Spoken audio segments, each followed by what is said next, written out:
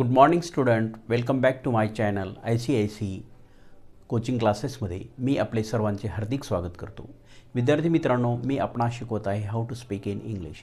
इंग्लिशमध्ये कसं बोलावं यासाठी मी आपणास लहान लहान वाक्यात देऊन त्याची प्रॅक्टिस घेत आहे. कालच्या याच्यामध्ये तासिकेमध्ये मी तुम्हाला शिकवलं होतं की चालू वर्तमान काळातील वाक्य कशी बनवली जातात याचं सूत्रसुद्धा दिलं होतं. त्याची आज आपण चांगल्या पद्धतीने प्रॅक्टिस घेऊ जेणेकरून तुम्ही कधीही विसरणार नाहीत. तर आजच्या सेशनमधलं पहिलं वाक्य आहे, मी गावाला जात आहे. मी गावाला जात आहे.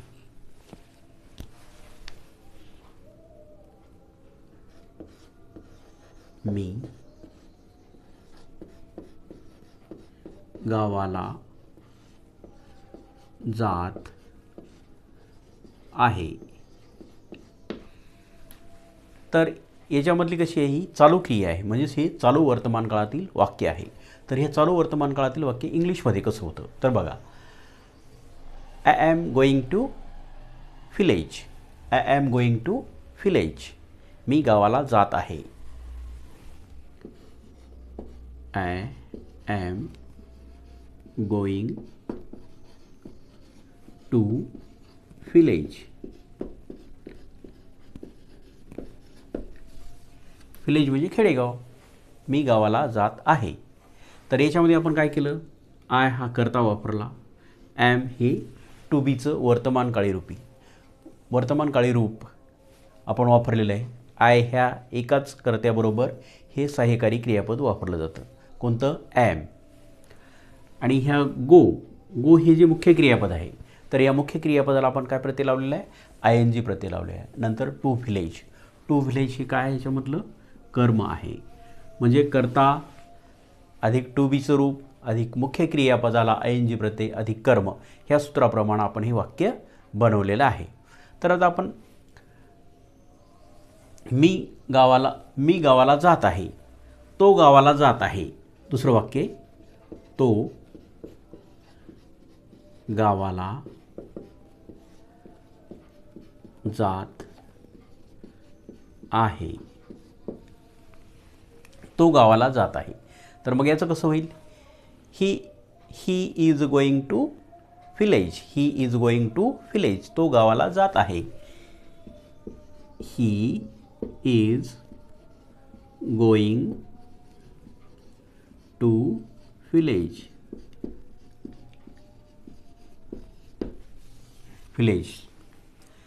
तो गावाला जात आहे. He is going to village.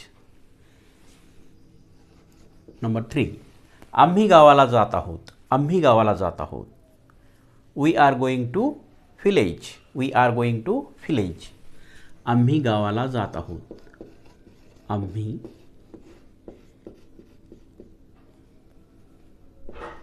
गावाला जात आहोत. आम्ही गावाला जात आहोत. We are going to village. We are going to village. We are going to village. आता बघा, आपण ह्या टू बीचे तिन्ही रूपं वापरले. टू बीची एक टू बीचं रूप कोणते आहे ते ॲम, इज आणि आर हे तिन्ही प्रकारची रूपं आपण वापरलेले. दोन ॲम आणि इज हे एकवचनी आणि आर हा अनेकवचनी. ते गावाला जात आहेत. ते गावाला जात आहेत. ते गावाला जात आहेत.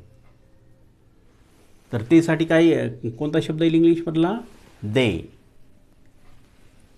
THEY. दे म्हणजे ते. आता हे दे अनेक वचनी असल्यामुळे आपल्याला टू बीचं रूप कोणतं वापरावं लागेल इथं? Are. They are going to village. They are going to village. नंतर पाचवं वाक्य बघा, रामा गावाला जात आहे. रामा गावाला जात आहे. रामा गावाला जात आहे. तर मग इथं काय येईल? रामा रामाच राहील. रामा टू बीचं कोणतं रूप येईल आता इथं? टू बीचं वर्तमानकाळी रूप कोणतं येईल? Is. Rama is going to village. Rama going to village.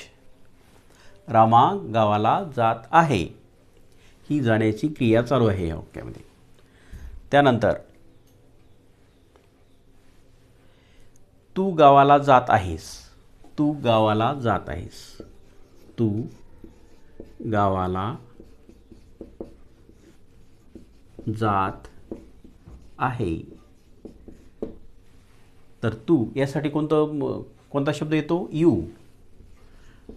पण ही लक्षात ठेवायचं की यू नंतर अनेक वचनीच टू बीचं रूप वापरावं लागतं. तर काय येईल इथं मग? यू आर मुख्य क्रियापद गो, त्याला ING Pratyaya, going to village. तू गावाला जात आहे.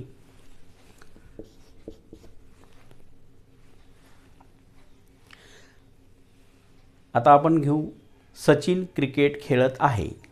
सचिन क्रिकेट सचिन क्रिकेट खेळत आहे. तर मग काय होईल? Sachin is playing cricket. Sachin is playing cricket. Sachin is playing cricket. Sachin is playing cricket. Sachin cricket खेळत आहे. नंबर 8, आम्ही क्रिकेट खेळत आहोत. आम्ही क्रिकेट खेळत आहोत. आम्ही क्रिकेट खेळत आहोत. आता काय येईल? We are playing cricket. We are playing cricket. We are playing cricket. आम्ही क्रिकेट खेळत आहोत. तर यासाठी मी जे तुम्हाला काल दिलेलं सूत्र होतं, तर ते सूत्र तुमच्या लक्षात असलं पाहिजे. तर ते सूत्र पुन्हा तुम्हाला रिपिटेशन करतो. एकदा पुन्हा सांगतो. कर्ता अधिक एम इज आर, म्हणजे कर्त्याच्या वचनाप्रमाणे, अधिक मुख्य क्रियापदाला